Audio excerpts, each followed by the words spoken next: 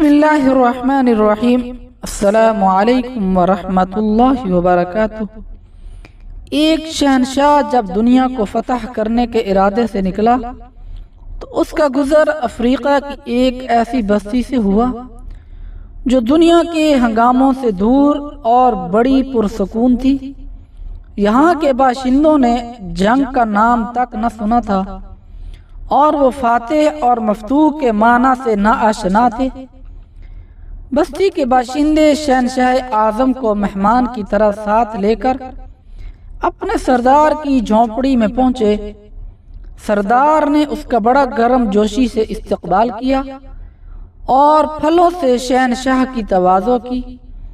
کچھ دیر میں دو قبائلی فریق مدعی اور مدعا الیہ کی حیثیت سے اندر داخل ہوئے۔ سردار کی یہ جھونپڑی عدالت کا کام بھی دیتی تھی۔ مدعی نے کہا، میں نے اس شخص سے زمین کا ایک ٹکڑا خریدا تھا۔ ہل چلانے کے دوران اس میں سے خزانہ برآمد ہوا۔ میں نے یہ خزانہ اس شخص کو دینا چاہا لیکن یہ نہیں لیتا۔ میں یہ کہتا ہوں کہ یہ خزانہ میرا نہیں ہے کیونکہ میں نے اس سے صرف زمین خریدی تھی اور اسے صرف زمین کی قیمت ادا کی تھی، خزانے کی نہیں۔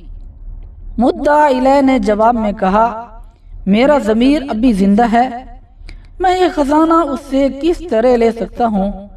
میں نے تو اس کے ہاتھ زمین فروخت کر دی تھی۔ اب اس میں سے جو کچھ بھی برآمد ہو یہ اس کی قسمت ہے اور یہی اس کا مالک ہے۔ میرا اب اس زمین اور اس میں موجود اشیاء سے کوئی تعلق نہیں ہے۔ سردار نے غور کرنے کے بعد مدعی سے دریافت کیا، تمہارا کوئی لڑکا ہے؟ ہاں ہے۔ پھر مدعا الیہ سے پوچھا، اور تمہاری کوئی لڑکی بھی ہے؟ جی ہاں۔ مدعا الیہ نے بھی اس بات میں گردن ہلا دی۔ تو تم ان دونوں کی شادی کر کے یہ خزانہ ان کے حوالے کر دو۔ اس فیصلے نے شہنشاہ کو حیران کر دیا۔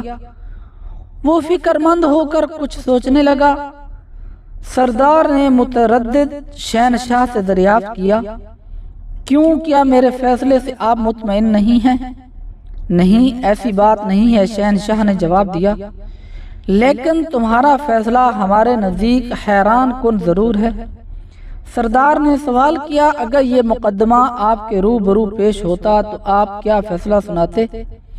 شہنشاہ نے کہا، پہلی تو بات یہ ہے کہ اگر یہ مقدمہ ہمارے ملک میں ہوتا تو زمین خریدنے والے اور بیچنے والے کے درمیان کچھ اس طرح کا جھگڑا ہوتا کہ بیچنے والا کہتا کہ میں نے اسے زمین بیچی ہے اور اس سے زمین کی قیمت وصول کی ہے۔ اب جب کہ خزانہ نکل آیا ہے تو اس کی قیمت تو میں نے وصول ہی نہیں کی، اس لیے یہ میرا ہے۔ جب کہ خریدنے والا کہتا ہے میں نے اس سے زمین خرید لی ہے تو اب اس میں جو کچھ ہے وہ میری ملکیت ہے اور میری قسمت ہے۔ سردار نے شہنشاہ سے پوچھا کہ پھر تم کیا فیصلہ سناتے؟ شہنشاہ نے اس کے ذہن میں موجود سوچ کے مطابق فوراً جواب دیا کہ ہم فریقین کو حراست میں لے لیتے اور خزانہ حکومت کی ملکیت قرار دے کر شاہی خزانے میں داخل کر دیا جاتا۔ بادشاہ کی ملکیت؟ سردار نے حیرت سے پوچھا، کیا آپ کے ملک میں سورج دکھائی دیتا ہے؟ جی ہاں، کیوں نہیں، وہاں بارش بھی ہوتی ہے۔ بالکل، بہت خوب۔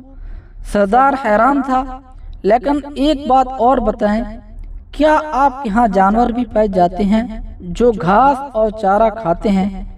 ہاں، ایسے بے شمار جانور ہمارے ہاں پائے جاتے ہیں۔ او خوب، اب میں سمجھا۔ سردار نے یوں گردن ہلائی جیسے کوئی مشکل ترین بات اس کی سمجھ میں آ گئی ہو۔ تو اس ناانصافی کی سرزمین میں شاید انہی جانوروں کے طفیل سورج روشنی دے رہا ہے اور بارش کھیتوں کو سیراب کر رہی ہے۔